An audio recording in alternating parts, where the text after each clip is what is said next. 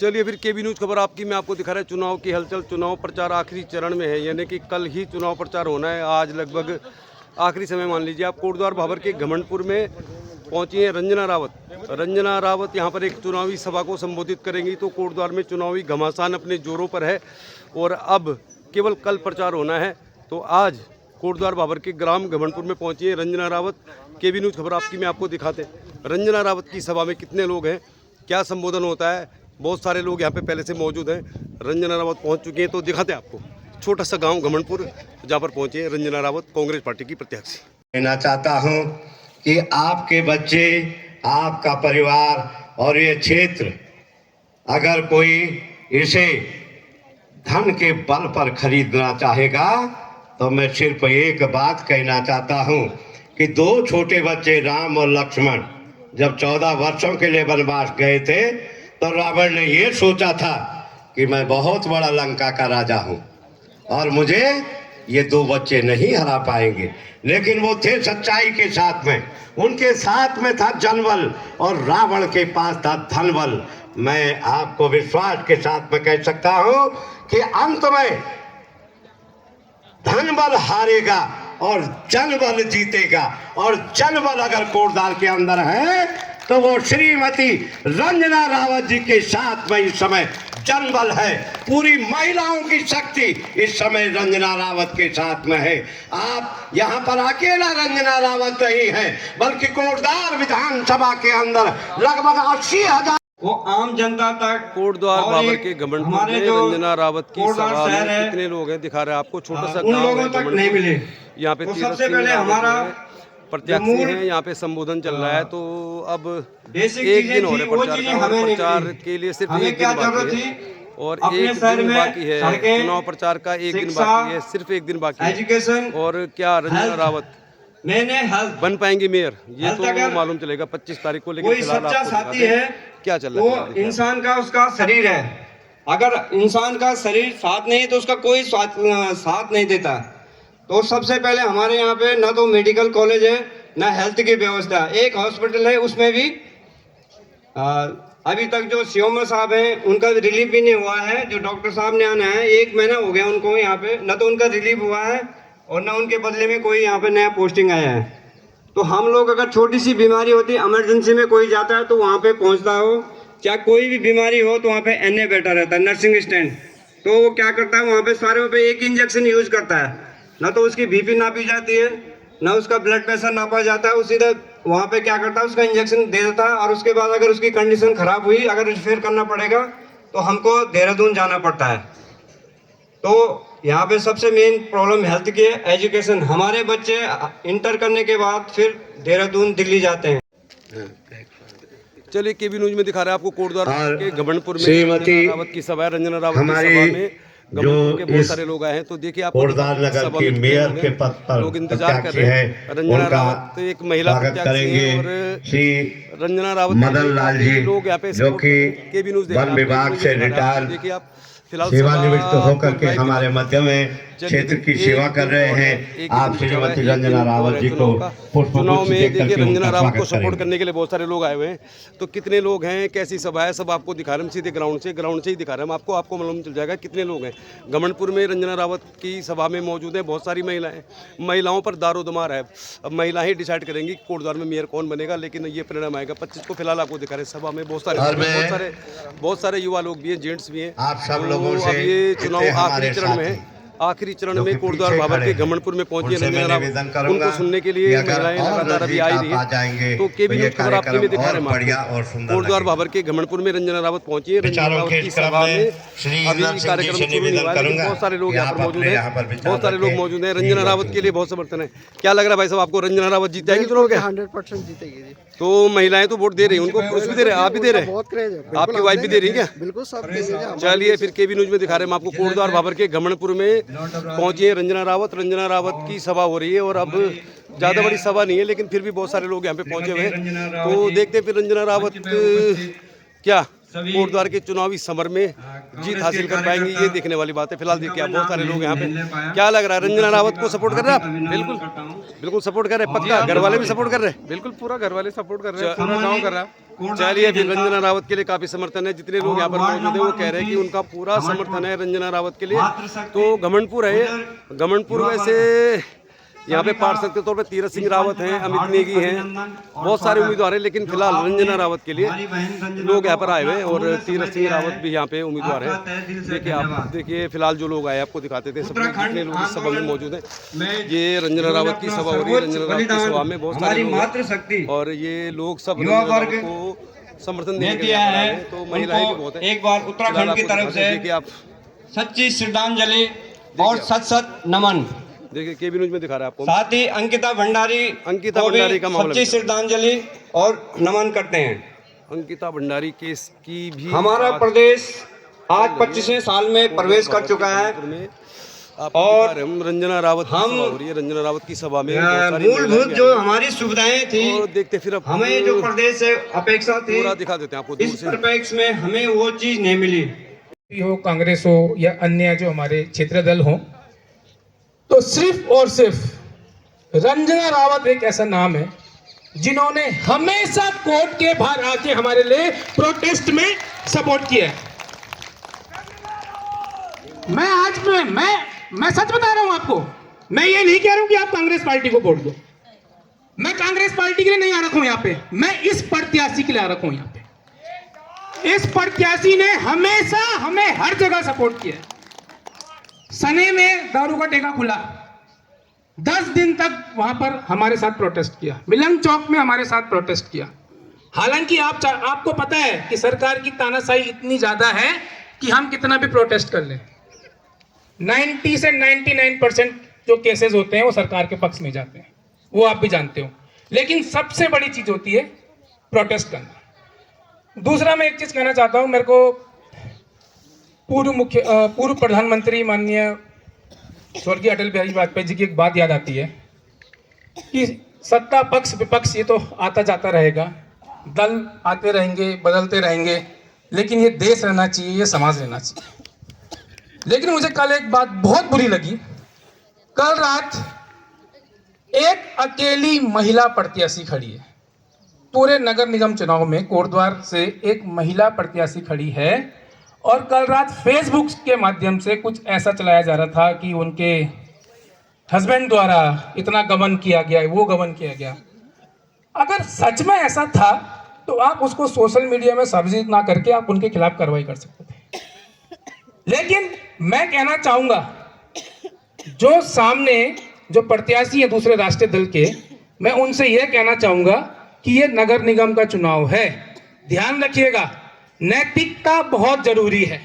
इतना मत गिरिए, इतना मत गिरो। देखो जो भी जीतेगा वो जनता का ही प्रतिनिधित्व करेगा, चाहे मैडम जीते, चाहे वो जीते, चाहे कोई तीसरा जीते, चाहे कोई चौथा जीते, कोई भी जीते।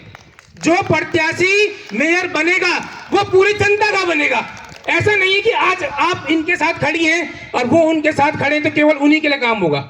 जो बनेगा वो पूरे कोटद्वार नगर निगम का बनेगा। लेकिन ऐसा ना तो व्यक्ति वो जानवर शहर में आ जाता है। और ठीक इसी क्रम में जब वो व्यक्ति चुनाव हारा था तो सबसे पहले ऋतुभूषण खंडूड़ी जी से हारा था, और जब चुनाव दूसरी बार हारा तो फिर श्रीमती रेणु बिष्ट जी के द्वारा हारा। और इस समय उनका शनि बहुत खराब चल रहा है।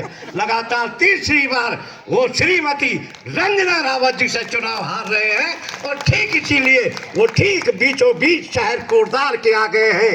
अब उनको किस तरीके से घेरना है, किस तरीके से उनको किसी भी छोर से वो निकल ना पाए व्यक्ति, उसको ठीक 23 तारीख को नहाकर धोकर तिलक लगाकर सज धज कर उस व्यक्ति को आपको सबक सिखाना है। और रंजना रावत को नहीं, आपको अपने आप को चुनाव जिताना है।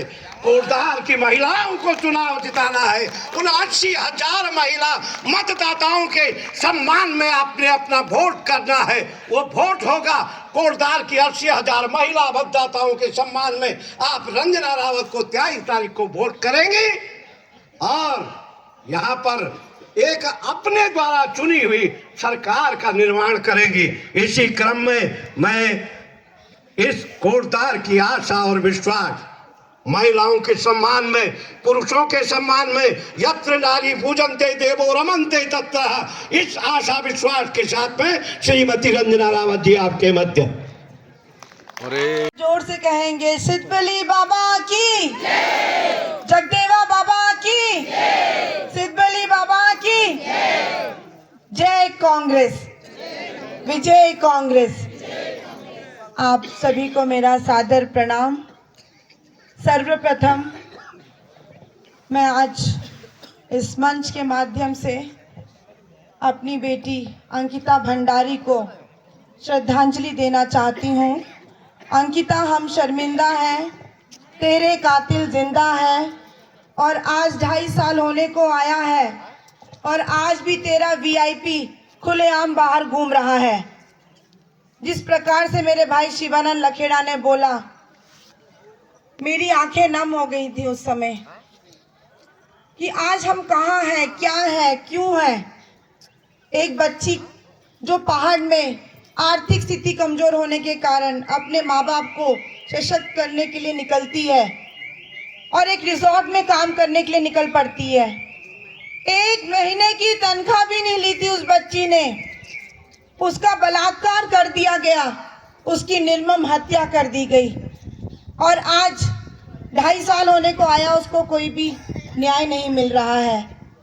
मैं आज इस मंच के माध्यम से अपनी बच्ची को सच्ची श्रद्धांजलि देना चाहती हूँ और आने वाले समय में हम सब मिलकर अपनी अंकिता भंडारी बच्ची के लिए न्याय के लिए एकजुट होकर मांग करेंगे।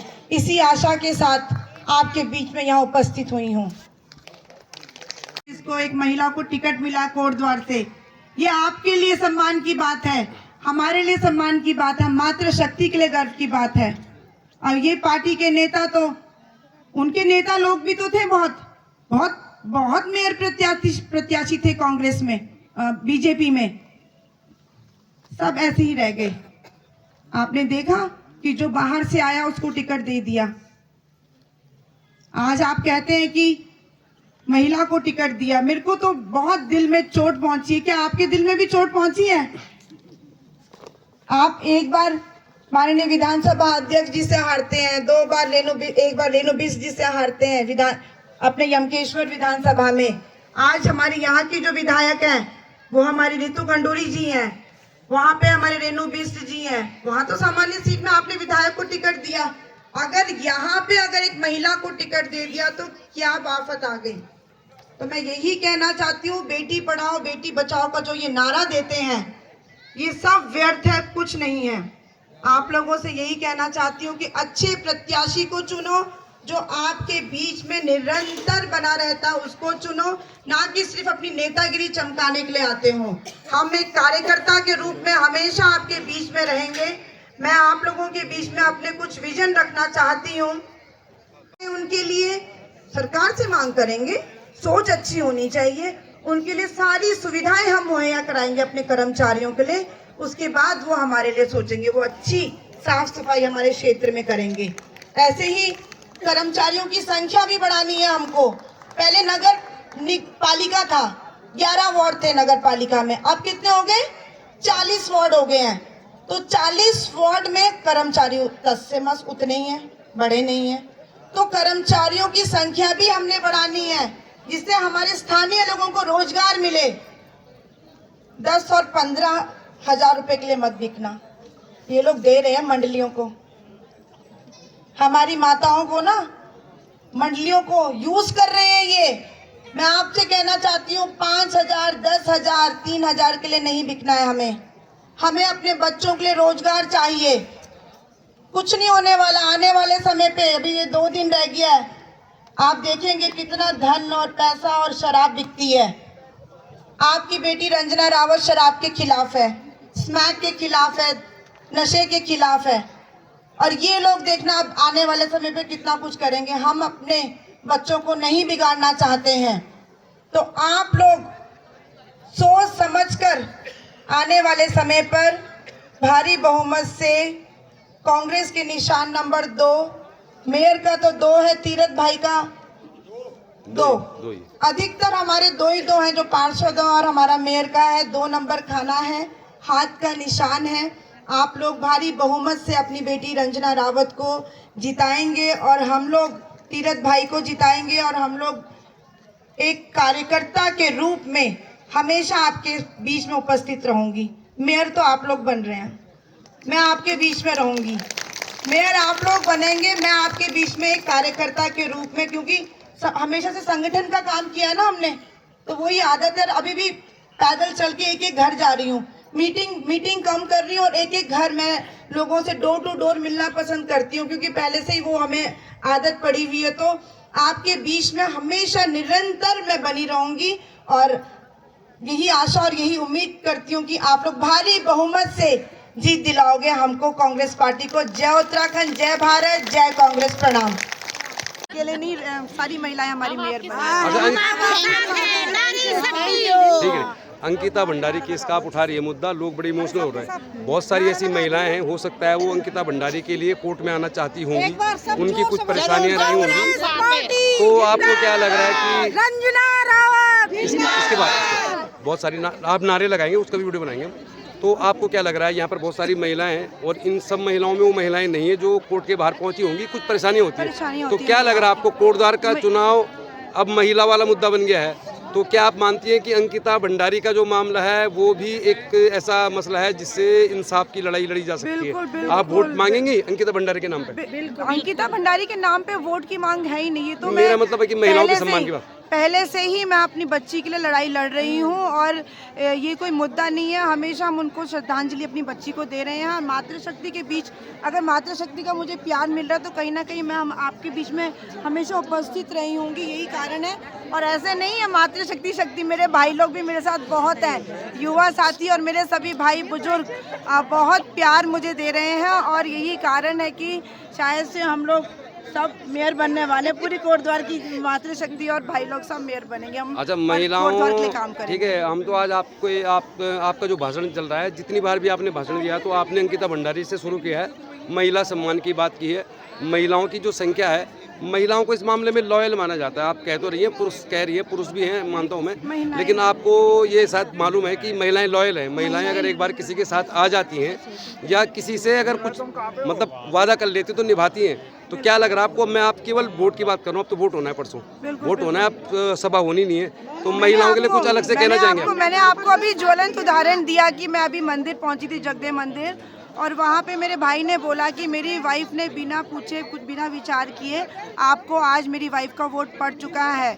और उन्होंने इवन ये कहा कि हम बीजेपी वाले हैं, लेकिन हमने, मेरी वाइफ ने बोला मैं रंजना को वोट दूंगी इस बार। तो यही मातृशक्ति का प्यार है और इसमें कोई वो नहीं है। पता नहीं क्या बात है, दिल से दिल का रिश्ता है हमारा, जो मातृशक्ति आपस में सब एक हो चुकी है। चलिए, एक बात मैं आपसे कहना चाह रहा हूँ, दे रही है और मैं अपील भी कर रही हूँ। अच्छा, एक बात मैं आपसे कहता हूँ, 1 तारीख को नामांकन हो गया, सारे जो प्रत्याशी हैं उनके ऊपर मतलब मैं देख रहा हूँ, हम तो पूरा कवर कर रहे हैं केबी न्यूज़ में, तो जो फौजी हैं वो बड़े जोश में हैं, मतलब उनका चेहरा लाल है, वो कह रहे हैं इस बार हम जीतेंगे। और बीजेपी के प्रत्याशी के साथ भी हमारी मुलाकात होती रहती है। आपको कोई स्ट्रेस नहीं है? एक महिला हैं आप, और मेरी तो समझ में नहीं आ रहा कि 20 दिन हो गए, अरे 20 दिन हो गए, कभी आप तनाव में दिखेंगी तो लोगों को लगेगा यार कि मैडम बहुत परेशान है, लेकिन आप हंसती रहती है। मैं तो अपने भाइयों को शुभकामनाएं दे रही हूँ और बहुत अच्छे से चुनाव लड़ रहे हैं पूरी मातृशक्ति को।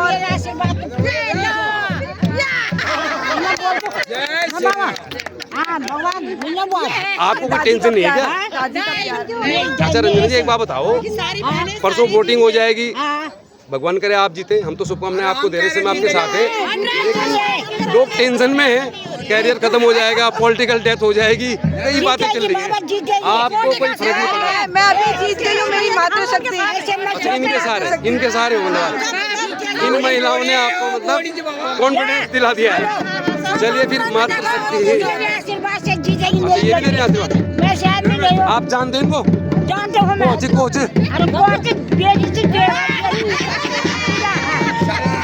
मेरी बेटी है। अब वोट देने जाना, तुम्हें वोट देने जाना है? वो भी दी बराबर मेरी। अच्छा, चलिए फिर डांस, मैडम डांस।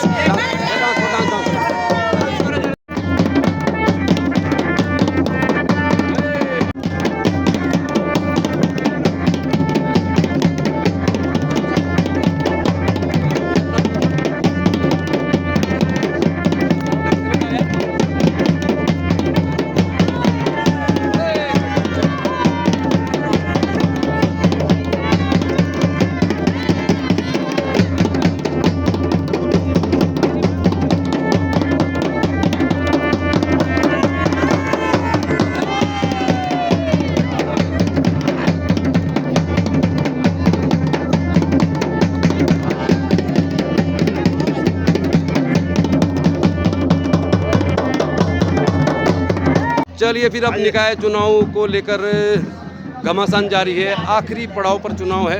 कल प्रचार का आखिरी दिन है। यहाँ पर परवेश रावत जी हैं, हमारे साथ रिटायर्ड प्रधानाचार्य जी भी हैं और विनोद डबराल जी हैं। डबराल जी से बात करते हैं, अध्यक्ष हैं, इनकी जिम्मेदारी ज़्यादा है। डबराल जी, आप जिलाध्यक्ष हैं, कोटद्वार निकाय चुनाव को लेकर आप सक्रिय भी हैं। अब आपके ऊपर आएगी सारी जो जिम्मेदारी है, तो आप बताइए कैसा प्रचार चल रहा है, कैसा रिस्पॉन्स मिल रहा है? बीजेपी तो बहुत बढ़िया प्रचार कर रही है। देखिए, हमारा जो प्रचार कोटद्वार में है बहुत बेहतरीन तरीके से चल रहा है और कोटद्वार की जनता रंजना रावत को चुनाव लड़ा रही है। भाजपा में आप देख रहे होंगे कि मुख्यमंत्री से लेकर सारे मंत्री, सारे विधायक, इनके और जगहों से सारे विधायक कोटद्वार में इन्होंने झोंक दिए। ये पहली बार लग रहा है कि भाजपा कोटद्वार में एक महिला से डरी हुई है और पूरी ताकत कोटद्वार में लगा रही। लेकिन ये चुनाव जनता ने अपने हाथ में ले लिया। निश्चित तौर पर रंजना भारी बहुमत से यहाँ पे जीतने वाली है। अच्छा, महिलाओं का मैं आपको बताऊं, जो बातें चल रही हैं कोटद्वार में, बहुत सारी चीज़ें हैं। मतलब कांग्रेस पार्टी के अंदर भी बहुत सारी समस्याएं हैं, लेकिन ऐसा माना जा रहा है कि महिलाओं का जो रुझान है, क्या लग रहा है आपको, महिलाओं का रुझान कैसा है? मतलब देखिए, अभी एक क्योंकि महिला बहुत बड़ी वोटर अभी एक हमारे कोई मित्र है, वो भाजपा से है जी, वो कह रही थी कि मेरी वाइफ ने रंजना को वोट देना है, वो कह रही है। हाँ जी, तो यही कोटद्वार में खेला होने वाला है 23 तारीख को और 25 को। ये सब आपके सामने होगा कि कोटद्वार में क्या बहुत बढ़िया रिजल्ट आने वाला है कांग्रेस तो आपको क्या लग रहा है? बीजेपी के पास सत्ता है, संगठन है, पैसा है, सब कुछ है, आप मतलब खाली दिल बहला रहे हैं क्या? आप जानते हैं 2-3 दिन बचे हैं, कितना बड़ा खेला होता है। उनके पास धन बल है, हमारे पास जन बल है इस बार। और निश्चित तौर पर हम बढ़िया चुनाव कोटद्वार में लड़ रहे हैं और 23 तारीख को कोटद्वार की जनता एक ऐतिहासिक फैसला लेने वाली है और रंजना रावत को भारी बहुमत से जिताने वाली है। चलिए डबराल जी, आपका तो कॉन्फिडेंस देखते ही बनता है, रंजना रावत का भी कॉन्फिडेंस अच्छा है, तो उम्मीद करते हैं कि सब कुछ ठीक रहेगा। चलिए परवेश रावत जी, क्या लगता है आपको? कोटद्वार में चुनाव हो रहा है, लोगों में तो कोई जोश नहीं है, सभा हो रही है। बीजेपी के पास देखिए, आप मुख्यमंत्री आ गए, मंत्री आ गए, शैलेंद्र रावत जी हैं, पूर्व विधायक हैं, सत्ता है, संसाधन है, संगठन है, सब कुछ है।